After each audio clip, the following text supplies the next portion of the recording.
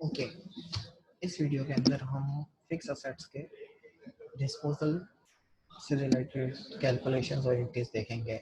Again disposal में हम सिर्फ और सिर्फ सेल को और एक्सचेंज को कवर कर रहे हैं। So let's move forward. So यानी हमारा फोकस डिस्पोजल ऑफ एसेट्स में गेन और लॉस ऑन सेल ऑफ एक एसेट को यूज करने के बाद सेल किया तो उसकी एंट्री क्या बनेगी, उसकी कैलकुलेशन क्या करेगी, ये करेंगे। सो डिस्पोजल ऑफ प्लांट और एसेट्स के अंदर और भी दूसरे इश्यूज हो सकते हैं इसमें से। ये क्या होता है, लेकिन जब भी आप किसी एसेट को डिस्पोज ऑफ कर रहे होते हैं, सेल कर रहे होते हैं, तो सबसे पहले आपको उसका डेप्रिसिएशन अपडेट करना चाहिए। ये कैलकुलेशन रिलेटेड इश्यूज है, यानी ये वाला इश्यू क्या है, कैलकुलेशन करनी है। अब कैलकुलेशन क्या करनी है, कैलकुलेशन ये है कि from the date of purchase से डेट ऑफ सेल आपने यूज कितना किया है, तो डेप्रिसिएशन की कैलकुलेशन होगी। ठीक है, फिर इसकी जनरल एंट्री बनेगी, तो जनरल एंट्री में कितना कैश मिल रहा है सेल करते वक्त ये आपके पास मालूम होगा, कितना यूज किया होगा ये भी आप कैलकुलेट कर लेंगे। गेन और लॉस के लिए यहाँ पे एक और छोटी सी कैलकुलेशंस करनी होगी। ठीक है, बाकी सारी इंफॉर्मेशन आपके पास गिवन होगी। So let's move to the example और फिर उसके लिहाज से बात करते हैं कि डेबिट या क्रेडिट किस तरीके से हो रहा होगा या कैसे हो रहा होगा। सही है। अच्छा, एक और छोटी सी बात, ऑफ कोर्स आपने कैलकुलेट की बुक वैल्यू, एक asset let's say for example 1 lakh रुपए का एसेट था कॉस्ट, यानी मैं कह रहा हूँ कॉस्ट कितनी थी 100,000। इसको आपने कहते खुद कह रहे हैं कि आपने उसको यूज कितना किया हुआ है, लेट्स से 30,000। डेट मीन्स उस एसेट की बुक वैल्यू कितनी आ रही है 70,000। अब उस 70,000 को अगर आप सेल करते हैं और आपको 80,000 मिलते हैं तो of course you will be having gain. लेकिन उस 70,000 के एसेट्स को अगर आप 50,000 में सेल करेंगे तो आपको क्या हो रहा होगा, लॉस हो रहा होगा। और अगर सेम उस 70,000 को आप 70,000 में ही सेल करेंगे तो क्या हो जाएगा, नो प्रॉफिट नो लॉस। तो आपको इसकी कैलकुलेशंस और एंट्री आनी चाहिए। तो प्रॉपर्ली क्वेश्चन पर मूव करते हैं और देन अकॉर्डिंगली आइडेंटिफाई करते हैं। सो सपोज करें, ओके, यहाँ पर मैं कहूँगा कि पिछली वीडियो में जो हमने मंथ्स की एडजस्टमेंट की थी, ठीक है, उस मंथ के एडजस्टमेंट भी हम यहाँ पर देख रहे हैं। अब टेक्निकली गौर से नोट कीजिएगा, ये क्या कह रहा है कि ऑन सितंबर 30, 2015 कंपनी ने सेल की है। यहाँ पर रिमेंबर सेल कर रही है, तो कंपनी सेल कर रही है एक मशीन जो कि उसने 1 लाख की खरीदी थी, लेकिन कितने में सेल कर रही है 60,000 में। यानी कॉस्ट उसकी 1 लाख थी लेकिन सेल कितने में कर रही है 60,000 में। ये मशीन वो कंपनी यूज कर रही थी सिंस जनवरी 1, 2010। ठीक है, कंपनी ने इसके ऊपर स्ट्रेट लाइन मेथड का डेप्रिसिएशन लगाया। मैं सारी इंपॉर्टेंट इंफॉर्मेशन को हाईलाइट करता हुआ आ रहा हूँ।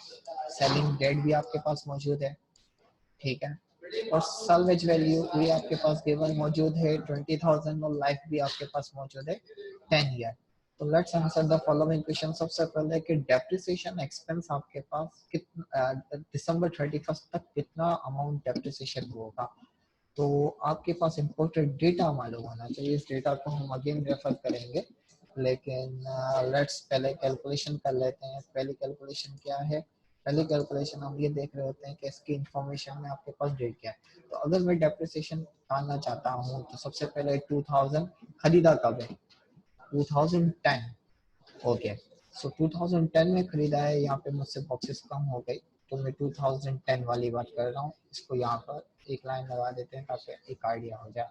2010, 2011, 2012, 2013, 2014 और 2015 तक की सिचुएशन आ रही है। तो कॉस्ट एज इट इज है। पहले मुझे डेप्रिसिएशन एक्सपेंस की कैलकुलेशन करनी है। तो डेप्रिसिएशन एक्सपेंस के लिए मेथड कौन सा है, स्ट्रेट लाइन मेथड। सो ये बेसिकली ओके, मैं यहाँ पर यूँ भी कर सकता हूँ समहाउ कि ये lines as it is same रहे। ठीक है, विच इज एक मिनट,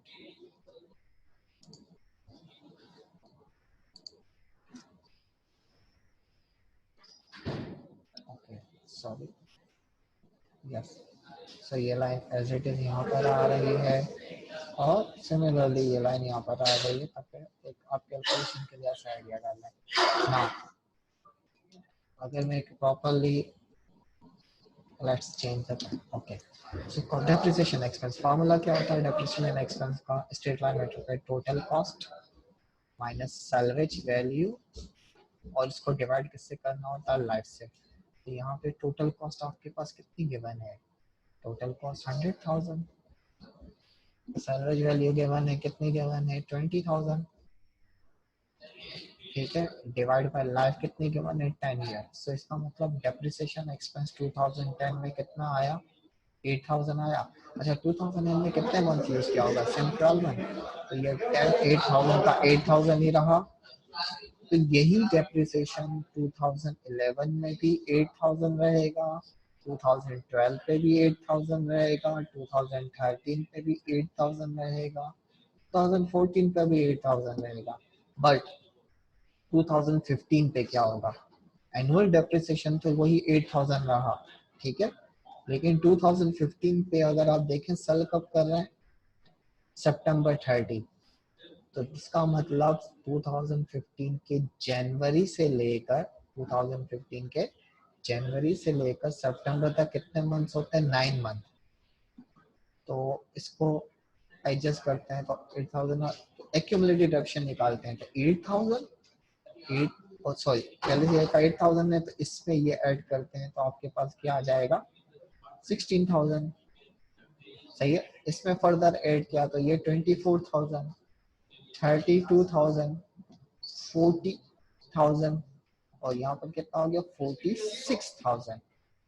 दैट मीन्स एक एसेट जो कि था तो 1,00,000 रुपए का 2010 से हम उसको यूज करते जा रहे थे, 8,000, 8,000, 8,000, 8,000, 40,000, 46,000 यूज किया है, तो उसकी बुक वैल्यू कितनी आ जानी चाहिए, 54,000, सही है। यहाँ पे इसकी बुक वैल्यू कितनी थी, 92,000, यहाँ पे इसकी बुक वैल्यू कितनी थी, 84,000। तो बुक वैल्यू आहिस्ता आहिस्ता क्या होती जा रही है, डिक्लाइन होती जा रही है, 76,000। इसी तरीके से इसमें 8 और फर्दर करते हैं तो 68,000, यहाँ पर 60,000। तो हेंस अच्छा ये हम क्यों कर रहे हैं, ये अब अभी ये सिर्फ और सिर्फ मैंने क्या कैलकुलेट किया हुआ था, रिक्वायर्ड 1 पे अगर हम जाते हैं तो अमाउंट ऑफ डेप्रिसिएशन 2015 तक कितना डेप्रिसिएशन करना, ठीक है। और साथ ही साथ मैंने देखा जाए तो फर्स्ट डिपार्टमेंट में क्या है, 2015 तक टोटल डेप्रिसिएशन हमने कैलकुलेट कर लिया, विच इज कितना, टोटल डेप्रिसिएशन। अगर हम यहाँ पे टोटल डेप्रिसिएशन का मतलब क्या है, 2010 से लेकर, सही है, 2011 तक टोटल डेप्रिसिएशन हमारा कितना आ रहा है, 46,000, ये 46,000, ठीक है। सो ये 46,000 है हमारा। लेकिन अब डेप्रिसिएशन बुक वैल्यू सितंबर 30 2015 तक बुक वैल्यू कितनी है, 54,000, तो ये हमारे पास 54,000 आ रहा है। ओके अब आगे एक और पहली कैलकुलेशन, यानी हमें क्या करनी है ये सेल करते वक्त कि उस एसेट को हमने कितना यूज किया है। अब मशीन सेल रिजल्टिंग गेन या लॉस, ये जब सेल कर रहे हैं तो गेन हुआ या लॉस हुआ और कितनी अमाउंट के साथ हुआ।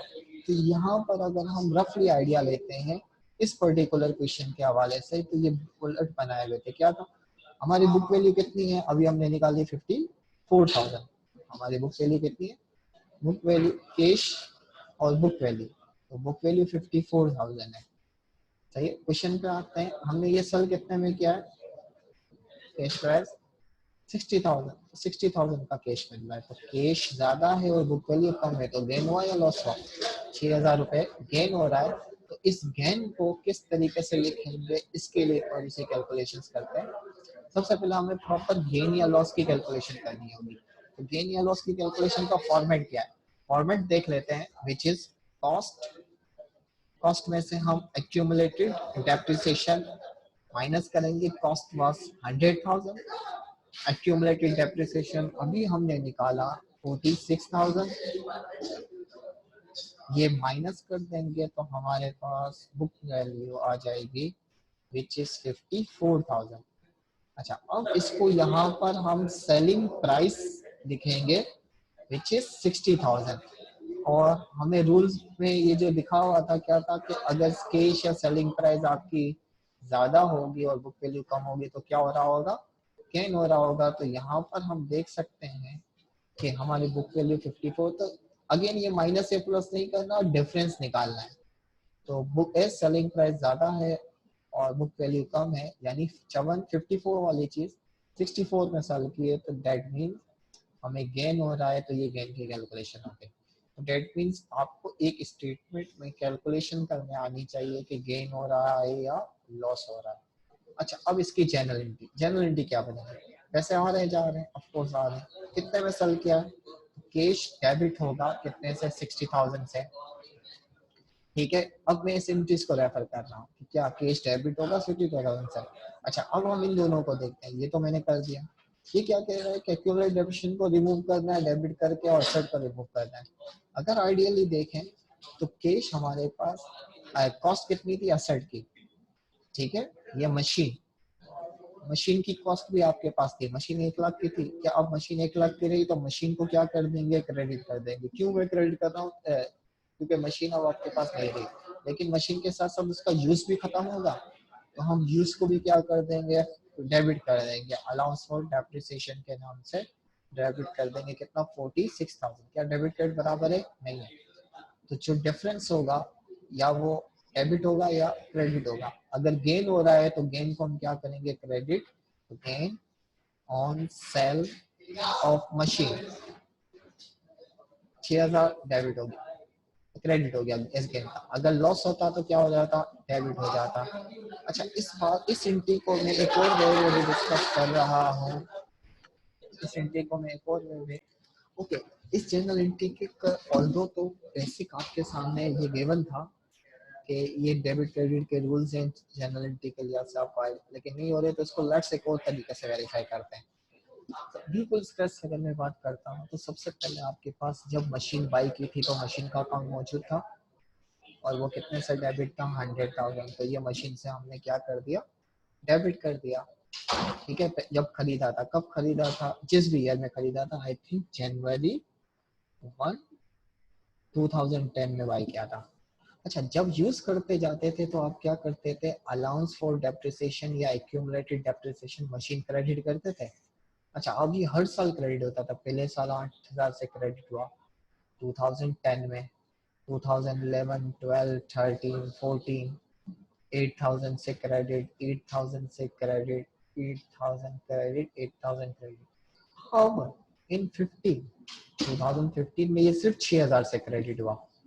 तो अब अगर मैं थोड़ा सा सम अप करूं, at the date of disposal अगर ये सब बैलेंस बनाते हैं तो आपके पास 88 डेट ऑफ डिस्पोजल सही है। मशीन का बैलेंस कितना है? 100,000।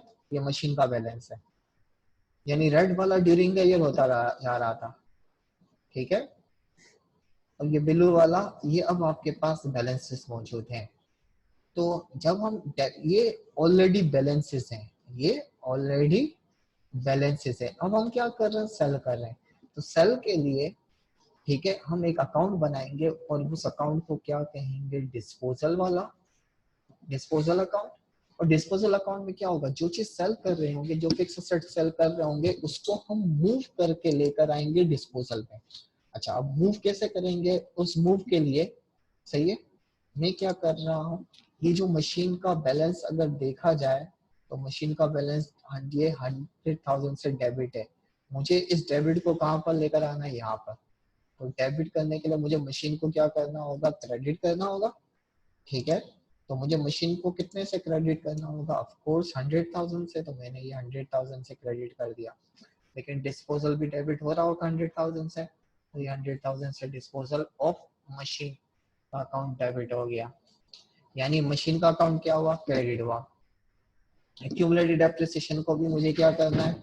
एक्यूमुलेटेड डेप्रिसिएशन का ये जो क्रेडिट बैलेंस है विच इज 46,000, इसको भी मुझे डिस्पोजल अकाउंट में लेकर आना है। ये क्रेडिट में कैसे लेकर आऊंगा? ऑफ कोर्स ऑलरेडी एक चीज डेबिट में मौजूद है। कितने से डेबिट में मौजूद है? ठीक है 46 है। तो एक्यूमुलेटेड डेप्रिसिएशन को मुझे 46 से क्या करना होगा? डेबिट करना होगा। और एक्यूमुलेटेड डिस्पोजल अकाउंट को क्या करेगा? क्रेडिट करेगा। तो आप देख सकते हैं डिस्पोजल अकाउंट के अंदर डेबिट भी हो रहा है और क्रेडिट भी हो रहा है। ये क्या है? कॉस्ट है। और ये क्या है? Accumulated depreciation.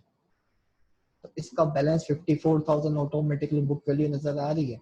अच्छा, जब हम सेल करते हैं तो इसकी एंट्री क्या बनी?